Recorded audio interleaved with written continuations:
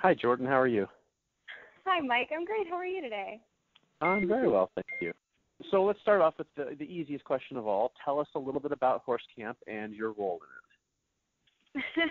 Well, Horse Camp is a story about a girl named Kathy, me, and she has never been on a horse. Both of her parents were rodeo stars, but her father got injured years ago, and they would never let her ride because they were afraid for her safety. And so she is a high school girl, and she had always had trouble making friends, and she really wants to go to summer camp, and she really wants to go to Black River Horse Camp for girls. And she eventually makes her case to her parents, and they talk about it, and she gets sent off to horse camp, but it's her first year, and it's the last year for all the other girls in her age group. So it's a bunch of groups that have already been sort of formed, and relationships that have been growing for these girls' entire lives. And so, again, she has trouble fitting in and trouble making friends. But she makes friends with a girl named Lisa, who is also kind of an outcast in the group, and they become very close. And she gives her a makeover, and Kathy becomes, she starts becoming popular, and she starts becoming kind of mean, and she starts treating people less like people and more like accessories, and she, starts learning about the consequences of that kind of behavior, and realizes that, friendship is more than just popularity, and tries her best to win back her friend and become camp princess in the meantime. And so it's a very good movie for young girls and for children about, Sure. about the importance of maintaining equilibrium in your relationships. Absolutely. Now, you spend a lot of time on horses in the film. Had you ridden before making this movie? I rode horses when I was very young, not in like a horse camp kind of way, but just we went trail riding. I went trail riding with my parents when I was younger, and we lived in the country, so my neighbor across the street had horses. I was kind of afraid of them for a little while. One of them decided to snack on my sweater while I was wearing it, and that was a little scary for me when I was a little girl. Sure. But I got over it, and I had a wonderful time riding the horses in the movie. Good. Is it challenging to focus on your acting when you're sitting on top of a 2,000-pound animal? I mean, just to add another layer to it? It depends on the animal's mood.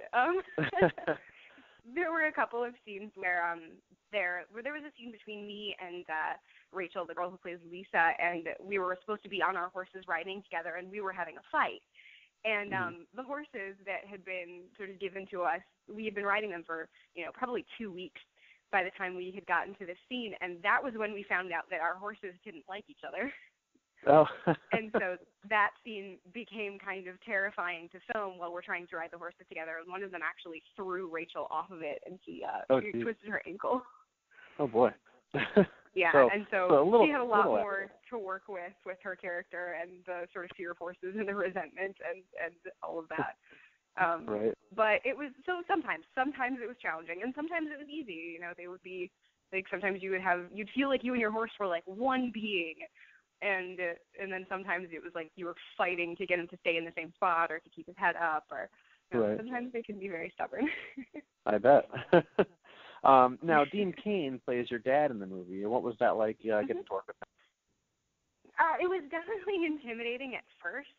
I host a show about comic book culture, and he's been to the comic conventions in my hometown, or in my home city, a couple of times, and so I had seen him around, and so I had only ever known him in the capacity of, like, waiting in line to get his autograph sort of thing. And so Right. It was my first time actually meeting him, and it was a little scary. But the way that always works on set, unless the actor that you're working with is a jerk, which Dean King was not, is that you are kind of greeted as a professional. Both of you realize that you're they're trying to make a movie, and you're working together, and you're sort of peers in that way. And so after the first couple of hours, it was very easy.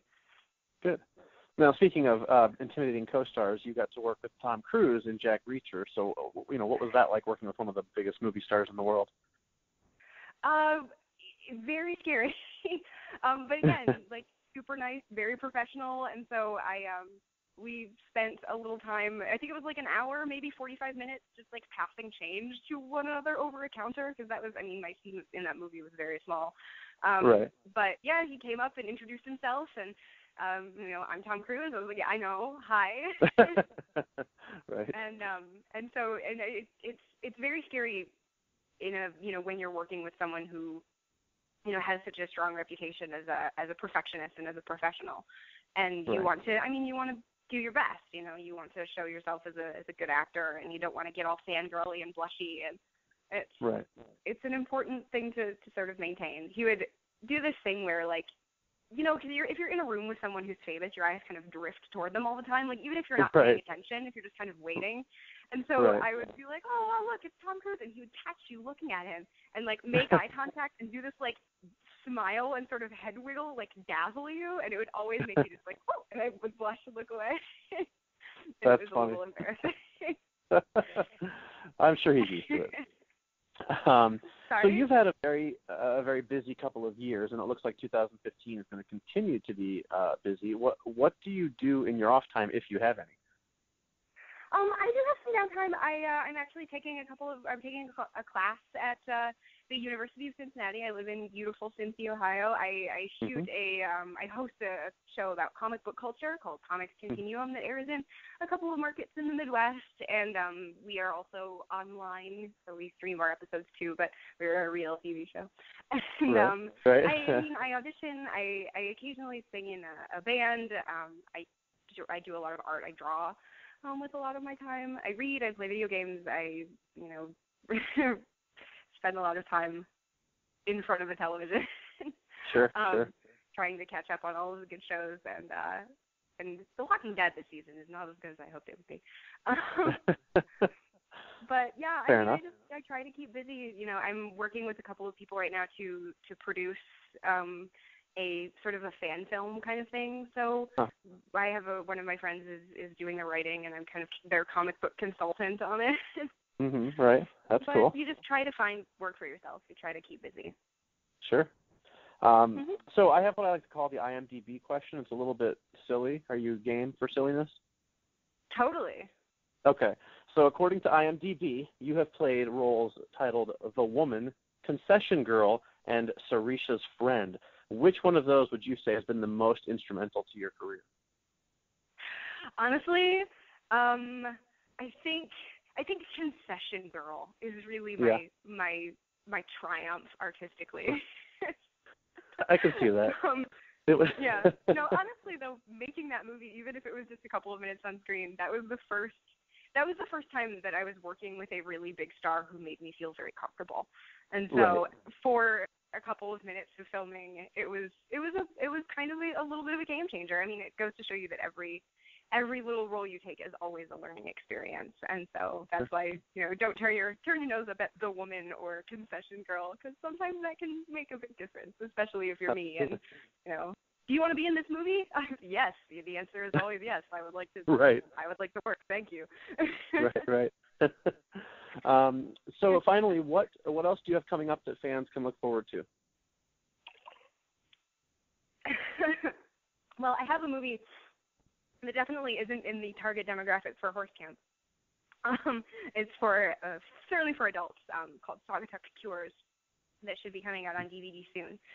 And let's see, I knew I got. Oh, and I was in a movie called A Matter of Faith, which released. It's currently in theatrical releases.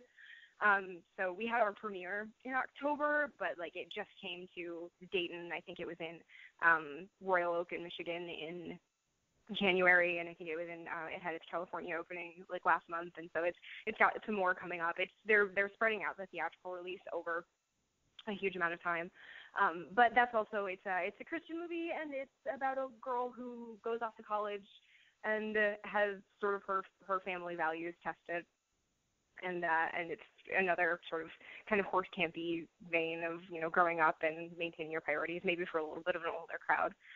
But that seemed to have gotten some good attention, and that's called A Matter of Faith. And so if you go to amatteroffaithmovie.com, you can find out if it's coming to a theater near you. That sounds good, and not at all yours. Well, Jordan, I know our time is up, but it's been a real pleasure talking to you. Thank you so much for taking the time to speak with us. You too, absolutely. Thanks very much.